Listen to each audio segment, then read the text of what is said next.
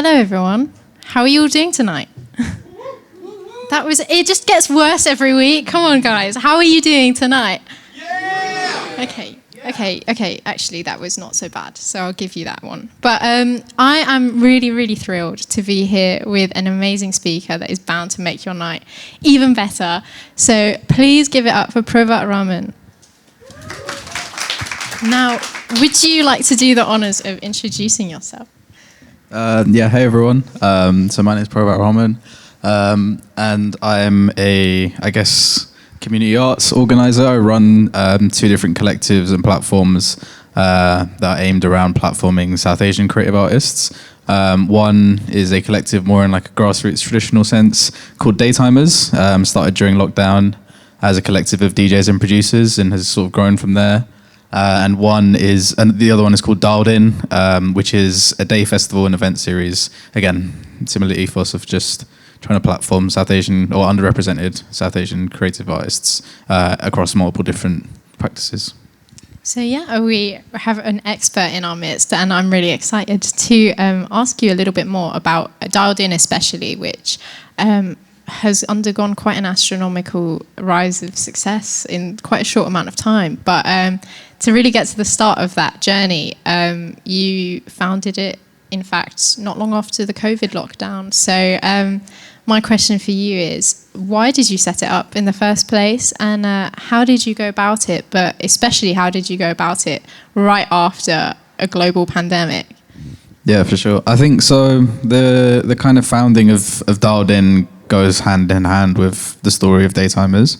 So Daytimers, I started in lockdown in about April 2020, and again, the reason for starting it, both of those things, was just because at the time I was kind of involved. I went to uni first of all in Surrey. I did a course that some of you might know called Music and Sound Recording, or the Tom Meister course, and I did that for like a year, and then dropped out and moved to London. But it was sort of through that and my road up until that, being a musician and working sort of within music, I guess vaguely, but also like more in like the sound recording space and studio space. I was always really aware of the fact that any kind of space I was in, whether that be a radio station or a recording studio or a festival or whatever it might be, I was always the only person that kind of looked like me or had similar background to myself. And I wanted to do something about that. I wanted to make like a tangible change with regards to that, because actually at the beginning I kind of knew that I thought it was just a bit too niche a thing, just because I was like, there's not going to be a lot of South Asians that are into, like, at that time specifically, underground music or dance music. I was like, this is way too niche a thing. I don't think it will pick up that much. And then the more that I dug and the more that I started like finding out about people and artists and putting messages out and sending like a million DMs, the more I realized that there's just like endless amounts of people. And it just kind of took a few different like anchor points for people to, I guess, rally around. And now, it's just like an endless stream, which is really, really nice. But yeah, like that started towards... in 2020, and it kind of came during that lockdown period. It kind of peaked around early 2021, where we put on a stream, a Twitch stream. Obviously, there were no like in-person events. Twitch was kind of the center point of a lot of that kind of thing at the time, and we put on a charity live stream for a humanitarian crisis that was going on in India, specifically in North India, in Punjab, where essentially the farmers. But just their like rights as workers and as humans were being violated by the Indian government, and we kind of felt helpless, as you do as diaspora in the UK. We wanted to raise money for it, and so we put together like a 24-hour live stream of all South Asian DJs and producers, and that kind of was our like, I guess, like shining moment in the pandemic, as to just like, this is what we can do. Like, we can raise money for a really meaningful cause for our own community, whilst also making other people aware of the fact of how much talent there is that exists in this community, not just from a diasporic lens, but like on an international sense of native artists across different countries around the world. yeah, and kind of putting that all together into like a Twitch live stream, which then became Dialed In, because it was like, right, we've done it online. How can we do this in person? How can we make a full festival? And it's all just South Asian artists. Primarily first, I guess, through underground genres, but has now kind of blossomed into something that's a lot more widespread. And before I actually get into it, why is it called Dialed In? I'm curious. It was a weird one. I think we didn't want to name it something too obvious, like something that had the word like brown in it or Asian in it, or like, which is completely fine to do. But I think we were just looking for something a bit more, I guess, subtle. And we probably went too far the other way, because you can't tell anything from Dialed In. And actually, some people from internally actually like just don't like the name at all. But I think that's always the case sometimes, whether you're like an artist and you're your own artist name, or like you're working on a project and it's the project's name, or like a band name. Some people just like grow to not like it, even though it might have sentimental value regardless. But the idea at the beginning was just to kind of subtly put across the notion of like all these people kind of coming together into a space that didn't exist before. So everyone kind of dialing into the movement and the wave of South Asian, like contemporary South Asian creativity. And also it, like through our kind of artwork as well for the initial one, it was like the ideas of like, well, being South Asian as well, a lot of us growing up had to like follow our parents to like a little stall on a high street that was selling like SIM cards so that you could call back home. I'm sure like a lot of people that come from like diaspora and like immigrant communities have similar stories, but yeah, just like having to buy a specific SIM card or like a thing to be able to dial back home was a big thing, I think, growing up in like a big shared experience that we had. So it's kind of like all these things like melded together. And yeah, like using SIM cards on our design and that sort of thing. And yeah. So that actually sounds really interesting. It's not what I expected, but that's the magic of it, I guess. And so you've identified at this point this problem, which is that there's not enough South Asian representation in music. And you've gone and done this very successful charity live stream, but now bringing it into sort of the real world, so to speak, you obviously need money to put that into place. And how did you kind of go about funding the first ever Dialed In festival, also to a degree that you were happy with? Yeah, so I think we were very fortunate. Well, I guess you kind of make your own luck sometimes, but the live stream actually came across, or like was put in front of someone that worked at Waltham Forest Council, which is in East London. And they saw the live stream and were also aware of a DJ and producer called I Had a Dream, who again is a British Pakistani producer and DJ. And she reached out to him and said, look, we as Waltham Forest have just won the London Borough of Culture. We've been given like a big grant to put on cultural events and events for the local residents and this sort of thing, and work on projects, or just put towards projects. We have this pot of money. Would you? So Abby from Waltham Forest Council reached out to Ahad and was like, yeah, here's a pot of money. Would you be able to do something with it? It wasn't enough to throw a whole festival, but it was enough to kind of kickstart an idea. And so I had reached out to myself after having seen the live stream as well, or been a part of the live stream. And then we sort of got a team together of about 3-4 of us who'd worked in similar spaces, either in events or sort of the South Asian art scene and curation. And yeah, it was a case of, right, we've got something like 15K. It was like 15, yeah, something like 15K, which is not enough to throw a festival at all, but it's enough to potentially go and find some more money off the back of that. So we then reached out to Arts Council with an application that was thankfully bolstered by the fact that we'd had funding from Waltham Forest, and then we won that grant, which was great. And then they matched what we had from Waltham Forest, and that was just about enough. We didn't pay ourselves. We didn't pay. Well, that was most of it. We basically just didn't pay the people who were founding it. So myself, Ahad, Dhruv, and Asan at the time, we did it for free, but managed to just do the festival. And yeah, that's kind of how the first one came about, through a lot of like emotional labor, and yeah, thankfully finding a way to kind of gather the money that we needed through the grants. But of course, the labor doesn't stop as soon as you've got the money. You've got to also like put it together. So my next question for you is, you've now got this grant money. What do you do with it? How do you decide what the structure of the event should look like? How did you decide that it should be a one-day festival? What kind of went through your mind when you were sitting on this grant money, and how you should use it? Yeah, for sure. I think so.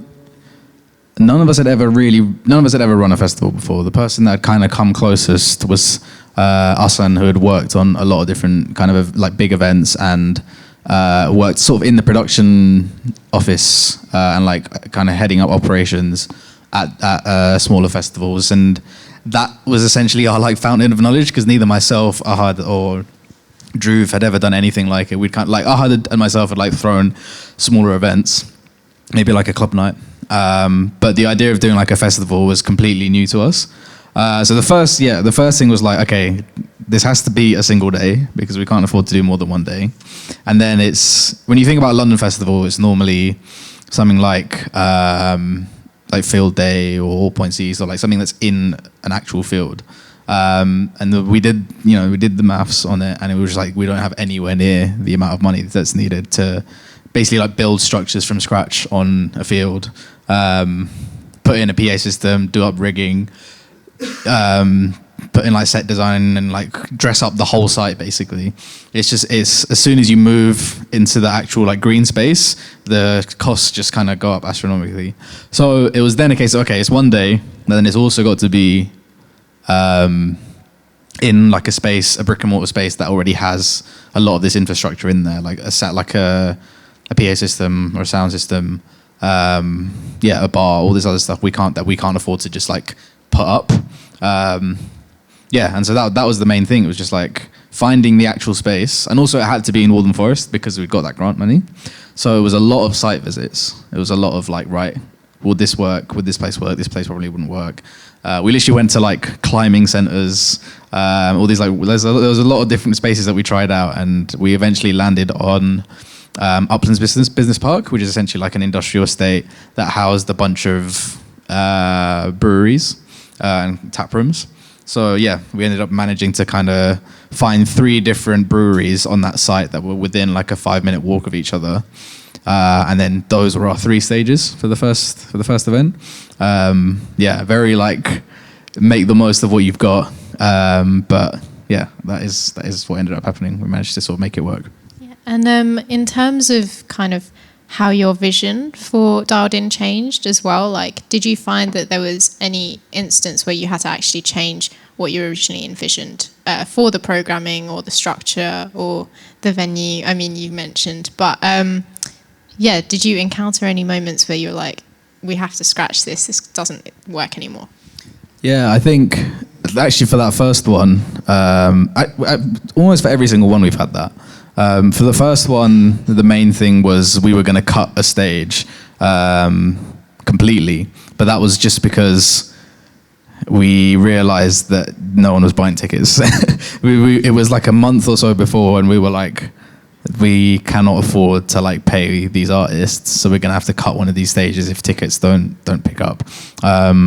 And I guess we can talk about it now, or we can go into it afterwards. But just the idea of like selling those tickets for the first one being such a unique challenge, because, like I said, Dialed In as a concept, the idea of an underground South Asian music festival just has never really existed at all. I think to find anything that's similar, you'd have to go back, I'd say like 20 plus years into like a scene that happened sort of London through Birmingham, called the Asian Underground in the late 90s and early 2000s, where South Asian artists started picking up a lot of mainstream traction, and you had full South Asian nights at like Ministry of Sound.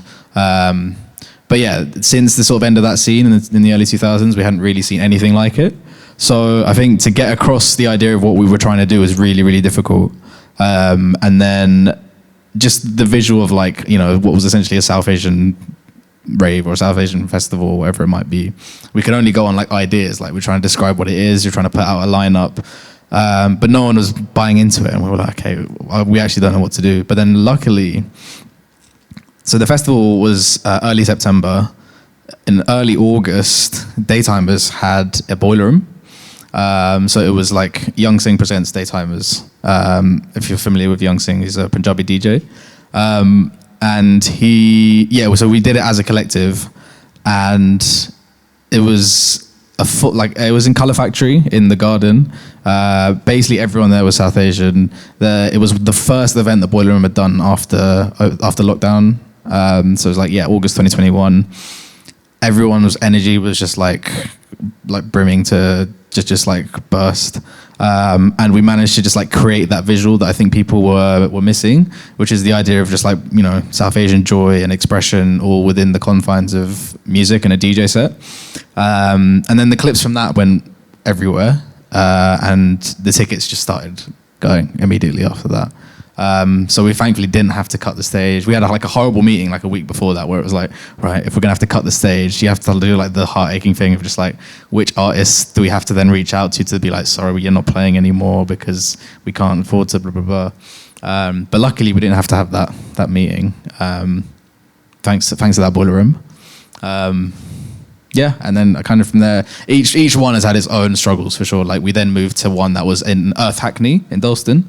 And it was the first time that they'd used all three venues. So it's like Earth Hall, Kitchen, and I can't remember what the other one is, but it's like a sort of amphitheatre vibe. And that, like I said, they normally do 3 different concerts or 3 different gigs in each space. But this was the first time they did one in all 3. And again, that posed its own challenges of like, okay, it's not really built for this. How do we maneuver people through all these spaces? And then like just each one, as you kind of grow and expand as a project, you're always going to get what are essentially growing pains in, trying to work in more people, trying to find the right site, trying to find how to upscale. Like for the third one, was it the third one? Yeah, I think the third one we did, so that was September 2022, we had 5 stages, which was a lot of stages, and like actually for the majority of it was completely fine, but I think some artists were like, oh, there was just no one there at my set, which is a shame because like our energy is coming from like, oh, there's just like there's all this like talent that's come out in the past couple of years, and we just want to like platform it all, and we've got access to 5 spaces now. We want to just use all of them, but actually restraining that, or like looking past kind of excitement and just wanting to do everything, and restraining it so that you're actually giving a quality experience, not just to the people that were going, but also to the people that are performing. It was again a key learning thing there. So yeah, like each one has its own. Yeah, and before I kind of ask you a little bit more about experience, I want to ask you about London and how you see London as a kind of like events site, so to speak. Like, did you find that there were any particular challenges or maybe even benefits to operating within London? Was there anything that like maybe people should consider if they're looking to put on an event in this city? I think one thing about London is that you'd be surprised that how much something you like I kind of mentioned it earlier, about how much you think that something is like super niche can actually have a whole community around it. Obviously the internet helps with that because Daytimers, for example, started online. We didn't start in London. We started through Instagram and through Twitch.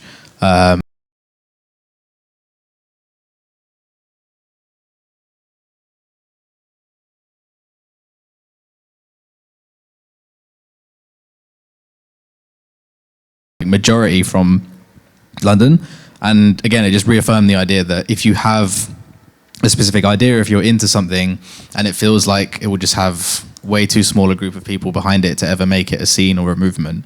I think London can surprise you in that sense of if you kind of dig. Sometimes you do have to really dig, but once you dig far enough, you can find a lot of like-minded people that are into the exact same thing that you maybe thought was a niche, and then you kind of explore that as much as possible, and it ends up growing and growing, and then like people from outside who didn't even know that the niche existed start folding in, and they start enjoying it as well, and like it just grows from there. So I think that's one good thing about living here that I think has meant that I don't think I could have started Daytimers in the same sense, for example, in New York.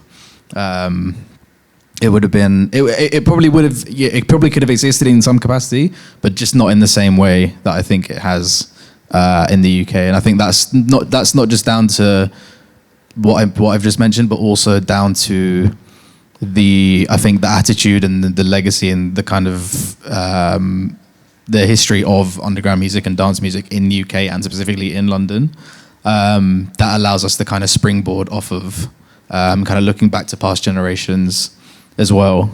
So you've got a lot of that heritage to play off as well, I think.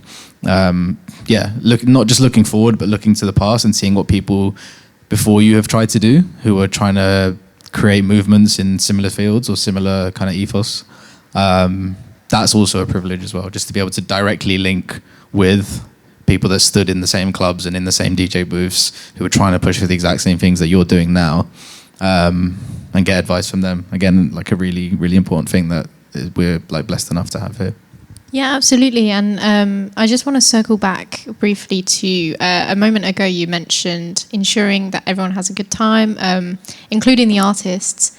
And it didn't escape me that this year's Dialed In had a torrential rain downpour. I saw the pictures. I luckily wasn't caught in it. But judging from those pictures, everyone had a really good time. Like, everyone was smiling. Like, it's the happiest group of like soaking wet people I've ever seen in my life. And my question for you is actually, like, when something goes that wrong, so to speak, or something goes maybe not according to plan, how do you ensure that people still have a good time? Yeah, I think so. For anyone that wasn't there or is not aware, Dialed In 2023 was the first year that we decided to move out of a brick and mortar space and move into a more open field environment. So everything up until that point had been either in the industrial estate or at Earth Hackney. And so for the first year that we moved into William Morris Gallery, which is sort of like a big, like an estate with a huge garden and a field. The first time we'd moved outdoors, it decided to rain literally as soon as doors opened, all the way through up until the end of the festival. And it didn't stop, like not even for 1 second. It was just like constant rain for like a good 10, 11 hours. And so like how do you ensure that people have a good time in that? I think weirdly it's not just like a promoter to audience thing. I think one thing that we really saw was just like the resilience and the strength of the people that were there, just to like not care about the fact that it was raining and all, just like put a hood up, whatever, got on with it. And I think for us it was the first time that we'd seen, at least in that capacity, how much people cared about Dialed In and like how much Dialed In meant to them and how much they were just there because they wanted to be there, and regardless of the rain, regardless of the like conditions, they wanted to just be in that environment and be surrounded by the other people that were there at Dialed In. Because that's one thing we're also really blessed with, which is that our crowds are really like incredible. Our crowds are super, super lovely, and we like have like rarely, if not ever, gotten had any issues with our crowds. And yeah, it's something that I think people understand, that we're there to be as welcoming as possible because we've not had this space before. And I think that kind of resonates across like a huge majority of the people that come, because it feels like something that is really special, and it feels like something that people want to be a part of in any kind of capacity, whether that's playing or organizing or literally just turning up. So I think that was really nice to see. But I think for us, outside of just like witnessing that, when you're running a festival, especially in the UK, you have to take into account the fact that the likelihood of it raining is a lot higher than maybe in other places in Europe for a festival. So for us, it's just about making sure everything that we can control is as good as physically possible, whether that be the lineup, whether that be the stage design, the set dressing, the food, the market stalls, everything that's like the non-music programming, workshops, everything that you can control. I think treating it with the most respect and the most care that you physically can, then allows you to get to the point where when something's out of your control and it rains all day, you can kind of still see the positives shining through that. Yeah, and it's really, really interesting, and definitely like I can see that it would have taken resilience, and it's just amazing like what you've been able to achieve.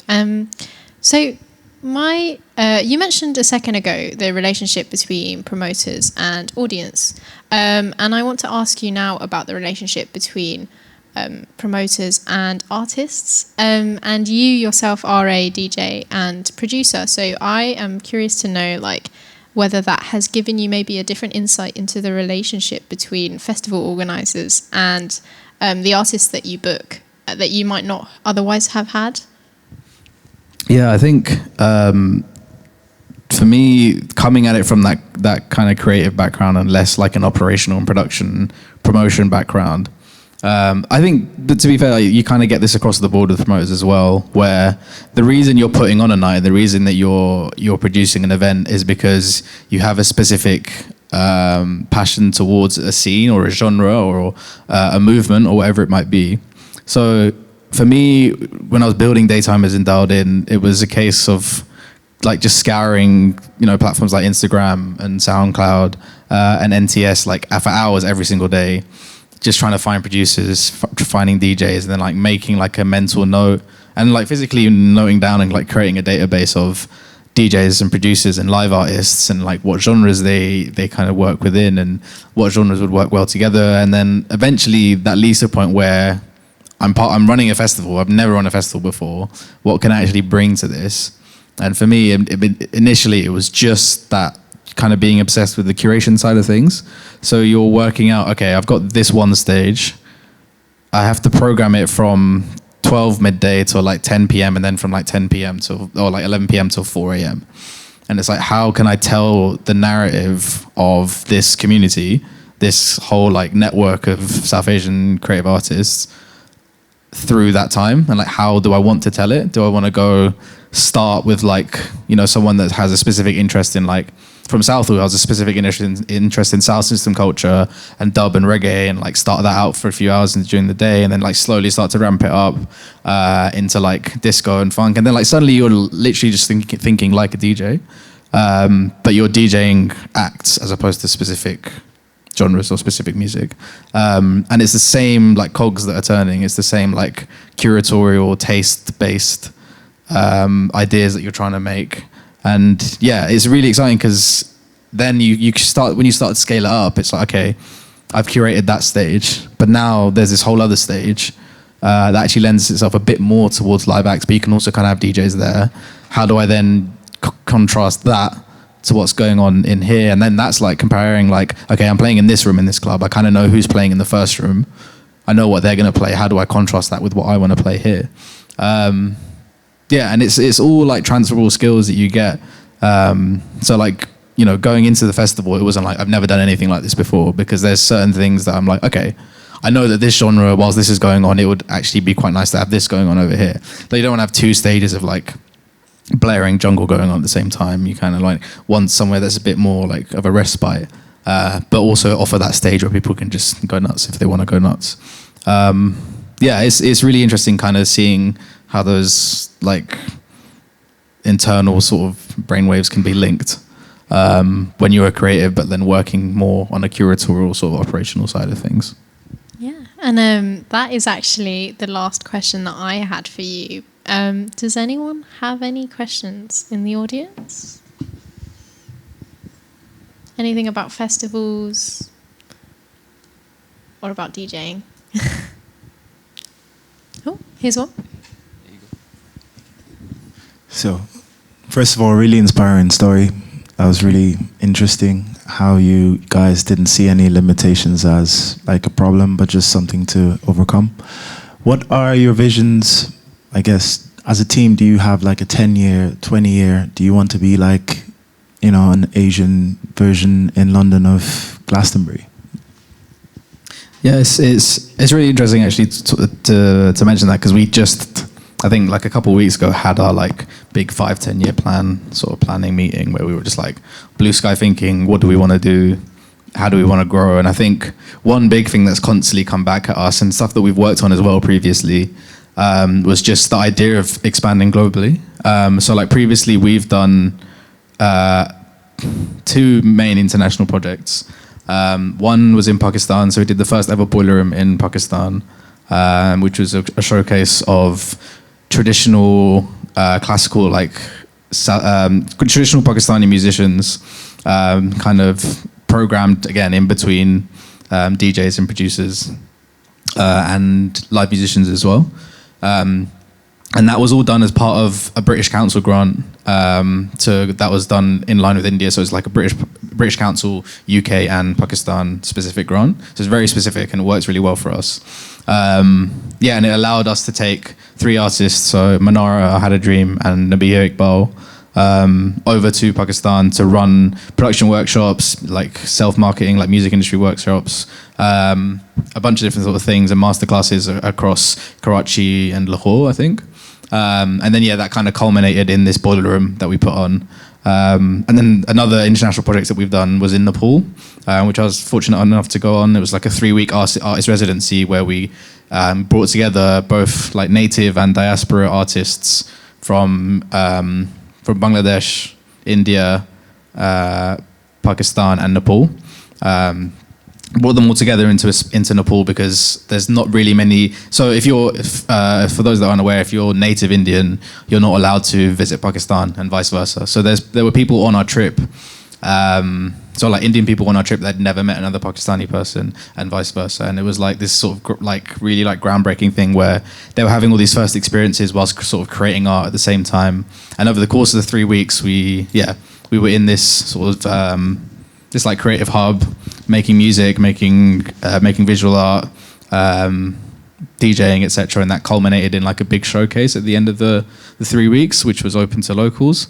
And yeah, it was like a mix of all these different artists from different backgrounds across South Asia, both native and diasporically, and it was really beautiful to see. And I think it got a lot of cogs whirring where we were like, okay, the potential of international expansion is huge.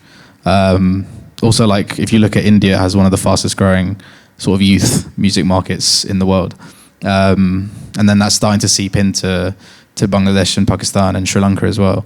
So for us, there's an infinitely wider, roster of talent that we have to work with. Once you take that lens outside of London, even if you just start looking north, there's a thing with certain things you can become quite London centric. But expanding out into actual South Asia and then looking across the pond to America, looking to Europe, and also there's a lot of incredible artists coming out of South Africa as well. So just looking, as far as you can and understanding how far you can go internationally with certain concepts that might not even seem like international concepts in the first place, I think can open your eye to like a lot of different worlds that you maybe weren't aware of first of all. Anyone else have a question? One over here, Felix.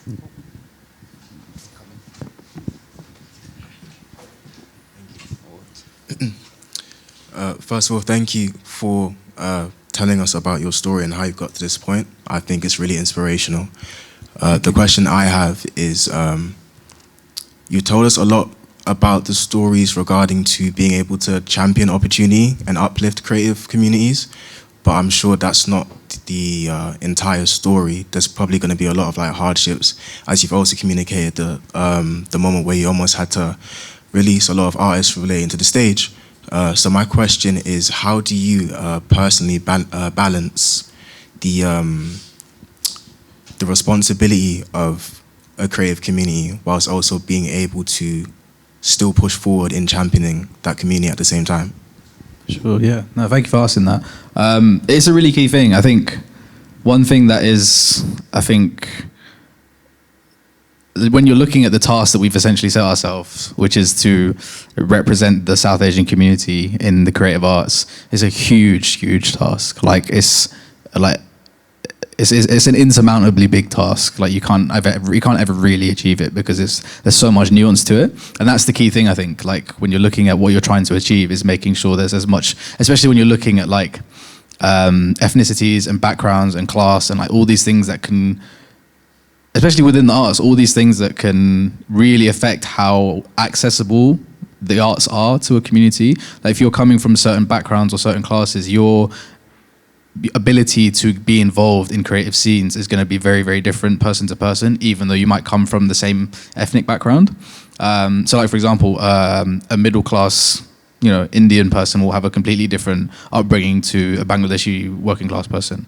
But you can't then umbrella them together and be like, okay, yeah, we're the South Asian music scene or whatever. It's like making sure that you're aware of nuances within an already like marginalized community, and making sure that your audience is aware of the fact that you're making steps to accommodate for that, I think is the key thing. So for us, it's about making sure that when we run workshops, they're always free, for example, or when we're curating lineups, we will, it's not just like a DJ, okay, and then genre column. It's like DJ, genre, like what ethnic background do they come from? Are they part of the queer community? Are they part of this? And just like making sure that we have a solid representation like across the board. Like sometimes we'll like just off the bat just like go off and like list a couple names and then we'll put them all down. It was like, this is like a 90% Indian lineup. Like we can't do it this way.